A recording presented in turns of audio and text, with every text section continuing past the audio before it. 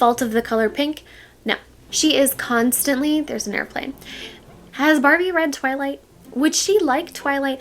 I think no. Hey, this is Spellbound. I'm BJ and we all love Barbie. So this video is just a list of books that I think that Barbie has read and might recommend to others.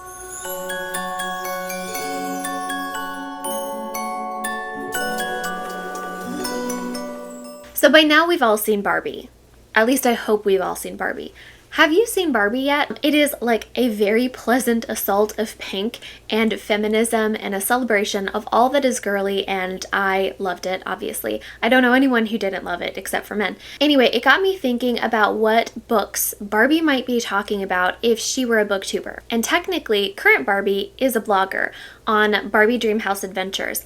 Not to be confused with Barbie Life in the Dream House, which is unironically my favorite TV show.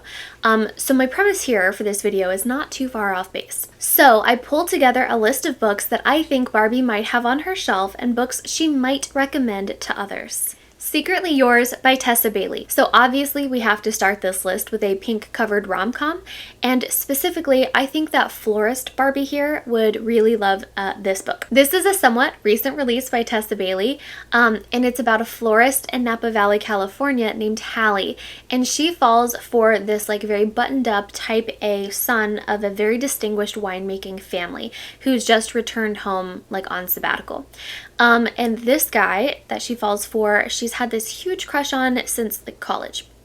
And she drunkenly confesses that in a secret admirer love note that she leaves for him in a tree. So it's super cute. I think that Barbie loves a really cute, light, and easy rom-com with like not a ton of emotional gravity or distracting and complex subplots, which is why I think that she would like this book and why I think that she would like a lot of Tessa Bailey's books. Some more examples, I think that Barbie would have a lot in common with the main character from It Happened One Summer, named Piper, and she's like a Hollywood it girl. She's very stylish, lots of followers, things like that. I don't know how Barbie would feel about a grumpy love interest, so I don't know if the romance in It Happened One Summer would do it for her.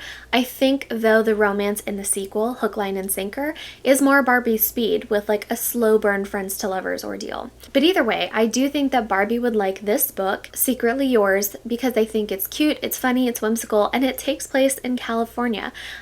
So for all those reasons, I think that it is a go-to beach read for Barbie. Cinderella Ate My Daughter, Dispatches from the Front Lines of the New Girlie-Girl Culture by Peggy Orenstein. Here's the thing. I don't think that Barbie keeps herself in an echo chamber. Barbie champions diversity and innovation, and that requires new ideas and differing perspectives. So this is a book that I do think that Barbie has on her shelf to perhaps understand why mothers or parents in general have decided to keep their little girls or kids away from Barbie and her pink influence. And specifically, I think that the 1982 Pink and Pretty Barbie has read this book and has made significant notes in the margins. I read this book back in college a couple times, and I had many thoughts about it, especially as a self-proclaimed girly girl. Mostly I just found this book to be a frustrating manifesto of femphobia, but I don't think that this whole book is trash. Now, I do think that Orenstein makes some really good points about having a problem with the consumerist targeted approach to confining young girls to a specific small box, confining them to a very hyper feminine role early on. Yeah, I co-sign that. I understand. And I think that that's a problem, but I don't think that that's a problem because of the color pink.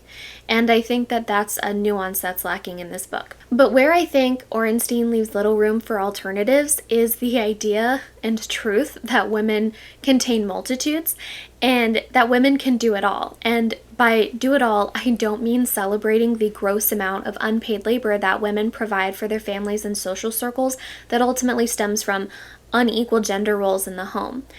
I mean, women can and do show up as unapologetically aggressive and assertive and dominate in STEM and operate heavy machinery and build buildings and work in male-dominated fields and intimidate on Wall Street and establish corporations and run their own businesses and still choose to sing Disney princess songs in the shower and wear string bikinis and glitter makeup and get excited about purses and impractical shoes. Ultimately performing this hyper femininity because That's all gender is anyway, is a performance. And celebrating and enjoying these hyper feminine things, whether or not they were irresponsibly or irrationally marketed toward us as children, doesn't make women less than simply because it's hyper feminine. And that's what this book doesn't address. It ultimately accepts the fact that hyper femininity is silly and frivolous, and therefore shouldn't be forced on young women, and it puts them in a box. That's half true. But at some point, girls do grow up into women, and they do choose their clothes, and if they do choose something that is aggressively feminine, that shouldn't be seen as less than. I think that this book is worth the read. Believe it or not, I do. But I think it's worth the read critically. So read this with a critical eye and intentionally pause a lot for self-introspection. That's redundant, but for introspection. And I think it's important to ask yourself these questions, whether you're a girly girl or not, or whether you're going to be raising a girly girl or not. What do you think? Do you think, for example, that the OG American girl is better morally than Barbie because her purpose is historical instead of based in imaginative play, if that imaginative play is hyperfeminine? Are Disney princess movies harmful to the development of independent young women? Are young girls predetermined and predestined to grow up thinking smaller and having lower self-esteem and independence if their default color in any given situation growing up is pink? I know what I think when it comes to these questions and ideas that Orenstein raises, and I think I know what Barbie thinks. But I also think that Barbie would have read this book and carefully considered each of the new ideas and assumptions that Orenstein raises in this book. And she would have been proud of Orenstein for doing it, because Barbie is the shit. Heartstopper by Alice Oseman. On the lighter side of things, I 100% believe that Barbie has read the entire Heartstopper series. And I 100% believe that Barbie and Christy and Teresa and Midge have all watched this series on girls' nights. So specifically, I think that Slumber Party Fun Barbie, this was my favorite Barbie growing up, I think that she has read this book series. Heartstopper is a super cute graphic novel about a shy-ish boy at school who starts falling for a jock who is only just now starting to discover his sexuality. This series is extremely cute and wholesome and so pretty to look at. I love the illustration style. And even though I haven't seen the TV series, I've heard nothing but good things about it and that it's just as good as the book series. Barbie is obviously supportive of the LGBTQ plus community, and I think that she would love any chance to celebrate a sweet and wholesome teen love story between these two sweethearts. Dare to Lead by Brene Brown. I think if Barbie were a real person, she would be in a bridge club with Brene Brown. So Brene Brown is a professor, an author, motivational speaker, and has written 5 or 6 different books on leadership, vulnerability, and emotional intelligence. Dare to Lead specifically is about leadership, obviously, but about how to lead with your values and how to find and cultivate potential in others by being vulnerable and open with others. Does or does that not sound exactly like the type of book that Barbie would have on her pink coffee table in the dream house? Brene Brown focuses on strength through vulnerability, cultivating community, and finding and developing potential in others. So, from the sounds of it, I kind of think that Brene Brown has taken inspiration from Barbie herself. The Wedding Planner's Daughter by Coleen Murtagh Paratore. I have no idea if I'm saying that author's name correctly. I had to include a middle grade on this list because Barbie has little sisters, and you know she's the type of girl that gives her sisters pocket money for the Scholastic Book Fair, and it takes them weekly to their local library to get good summer reading material. So I do think that this book is one that at least one of the little sisters has enjoyed. Maybe not Skipper, but maybe Stacy, and definitely Chelsea. This is a middle grade chapter book about Willa, and Willa's mother is a wedding planner, and she actually has this very tragic romantic backstory. It's truly off the wall dramatic, Moody's Point level dramatic. Anyway, so Willa decides she's tired of seeing her mother forever sad.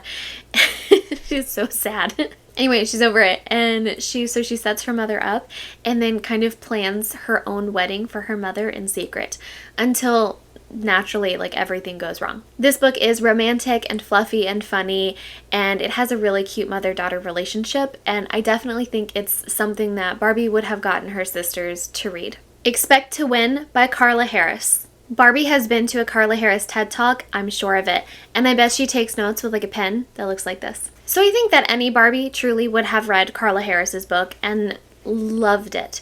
But specifically the Barbies that I want to highlight here as like really loving and thriving with this book, we've got Madam C.J. Walker Barbie, also scientist Maggie Adderin Pocock Barbie. So Carla Harris is a Wall Street powerhouse turned motivational speaker and part-time gospel singer who has written a couple of different books on how to stand out in the workplace. What originally drew me to Carla Harris was not only her confidence, but also her ability to articulate what it can be like at work when you are very quickly put and then like sealed forevermore into a box, and how that can affect your self-esteem, other people's perceptions of you, what type of work you get, and how quickly you can like move up and advance in the workplace. Expect to Win is a collection of Carla's pearls, which are her personal pearls of wisdom that can help anyone, but especially women, and perhaps even especially women of color, exceed and advance in the workplace by taking ownership of our perception. I think that this is uniquely appropriate for Barbie, who I'm sure has had to deal with her fair share of boxes, haha, and also just, I'm sure, constantly being underestimated in work and in careers that she's had based on her appearance. And for Barbie, the white, blonde, like Eurocentric standard for beauty, I'm sure that's tough, which is why Carla Harris's message and visibility is that much more important for older women, Native women, women of color, disabled women, and all these other levels of intersectionality that consistently affect women in the workforce today. Anne of Green Gables by Lucy Maud Montgomery. So I do think that Barbie has read the classics, even if she does consider the majority of the canon to be self-indulgent white men. But I do think that she has a soft spot for this classic pastoral character, Anne Shirley. And that's because in this pastoral novel, Anne is a total anachronism. She's stubborn, romantic, expressive, dramatic, like prone to fits of temper, and has the most active imagination. She is constantly dreaming up new names and purposes for the world around her, and I think that that aspect, along with her like sureness of self, is something that Barbie can really appreciate. Barbie values imagination, but she also values women speaking their minds, even, and perhaps even especially, when it is the improper thing to do. I also think that, as a note, Barbie would acknowledge the whiteness of this novel and make mention of the normalizing of Christian values as like the moral basis of civilization, and then introduce the dichotomy of like the whiteness of these pastoral schools and the realities of what was happening on Native residential schools that we've only just recently begun to discover the actual atrocities thereof. Because Barbie believes in telling the whole truth, even while appreciating cute literary characters. And so for this book, I'm not going to recommend any specific Barbie because I think Mattel has a really unfortunate past and pattern of not representing Indigenous cultures responsibly. So instead, I'm going to promote Indigiqueer Dene artist Brianna Diaz because she creates outfits for Barbie that are based on traditional Dene patterns and beaded earrings and accessories that are really cool. And so I came across this article. I'll link it below, and I'll link an article to where you can like find some of her stuff because it's pretty cool. The Prince and the Dressmaker by Jen Wang. Specifically, I think the Happy Holidays doll special edition from 1998 really enjoys this one. If there's one thing Barbie knows how to do right, it's dress for an occasion, which is why I think that Jen Wang's fairy tale graphic novel, The Prince and the Dressmaker, is definitely on Barbie's pink bookshelf. This book is about Prince Sebastian, who transforms into Lady Crystalia at night with the help of his seamstress, aspiring fashion designer Frances. This book is so much fun.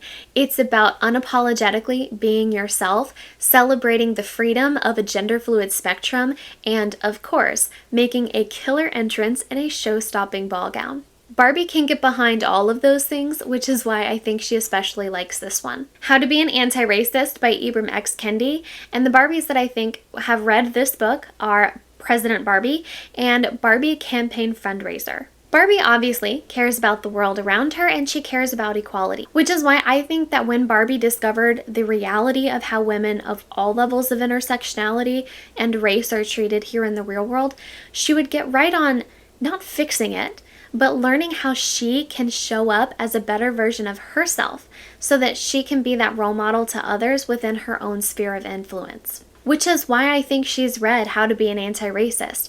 I think she would have a lot to learn and a lot to unlearn about herself and her background and the way that she is positioned in relation to Barbies of color. And that's why I have President Barbie and Campaign Fundraiser Barbie. And finally, Bunny by Mona Awad. And for this we have the AKA Sorority Barbie.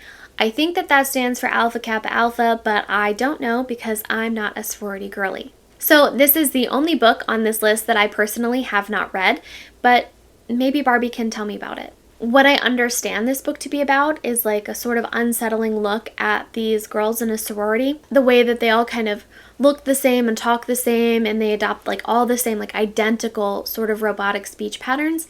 And I think that it's a dark humor type of story about friendship and feminism and the power of imagination when confronted with groupthink. So for anyone who has read this book, can you confirm? Is that right? Did I get that right? I have seen so many mixed reviews about this book and from all kinds of readers. Some hate it, some love it, some are right in the middle. It's been all over the place. But most importantly, would Barbie like it? Did I get that right? Did I get it wrong? Let a girl know. So that's it for today. This has been 9 books that I think that Barbie has read and loved and recommended to friends. So what do you think? Do you agree with my list? Do you disagree? But most importantly, what is your number 1 book that you think Barbie has definitely read and enjoyed? I posed this question to a friend of mine the other day and she like immediately said Twilight. And I said, say more words about that. And she said, no. So what do you think? Do you think Barbie has read Twilight? Because I can't see it. I can't see it. But maybe I'm just picturing the wrong Barbie. Surely, like that just feels like more of a Bratz doll, right? Or like a Monster High situation. Not just because of the paranormal thing, they just have that like edge to them, you know? Barbie is just so wholesome. And I guess, okay, wow, yeah, I guess Twilight is like truly the most wholesome. Like it's sexy without ever being sexy. Maybe she has read Twilight. Maybe it's the wholesomeness of it and like the chastity of it all that like would appeal to Barbie. Food for thought. If you liked this video, give it a thumbs up. That would really help me out.